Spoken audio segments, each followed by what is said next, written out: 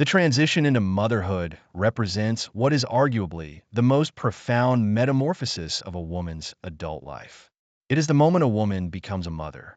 Historically, this profound change was navigated within a communal setting where women with prior experience offered both practical care and emotional guidance.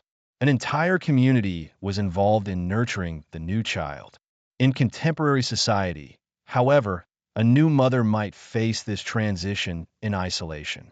This solitude can consequently lead to feelings of loneliness, anxiety, or overwhelming stress. Five distinct factors can make the journey into motherhood incredibly challenging. First, the physical transformation of pregnancy is one of the most immediate and significant factors. A woman's body undergoes dramatic changes. Her feet might increase in size, her vision could decline, and the act of childbirth itself can cause painful physical trauma. While some women discover a renewed appreciation for their bodies or a new sense of femininity, many find these alterations difficult to reconcile and recover from. The mind is also significantly impacted by intense hormonal shifts. Estrogen levels, which function as an emotional regulator, can surge to 10 times their normal amount during pregnancy. Immediately following delivery, these levels plummet, returning to their pre-pregnancy state in just 3 days. This sharp drop frequently causes severe emotional volatility and can even be a catalyst for depression. Then, there is the baby, a small human being requiring constant protection and nurturing, often around the clock for years.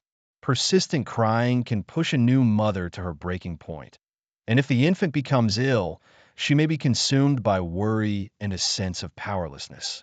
While many mothers experience an immediate and powerful unconditional love, others require more time to form this bond, a delay that can be profoundly unsettling. Another challenge is the loss of one's former identity. A woman may have had a successful career or a dynamic social life before becoming pregnant, but childbirth often brings these aspects of her life to an abrupt halt. For mothers who feel unfulfilled in their new role, this erasure of their old self can be a daunting loss. She might question if a normal existence is ever possible again, and if she attempts to reclaim her previous life, she risks being judged as a bad mother. Finally, new mothers face overwhelming expectations. Society anticipates that they will bond instantly with their child, master breastfeeding, attend to their partners, quickly regain their pre-pregnancy physique, and flawlessly juggle work and family responsibilities. This societal pressure to achieve everything at once can cultivate intense feelings of failure and inadequacy.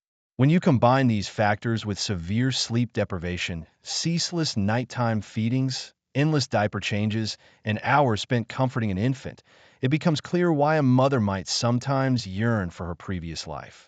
Some women may also experience disturbing intrusive thoughts, which are frequently followed by feelings of intense shame and guilt.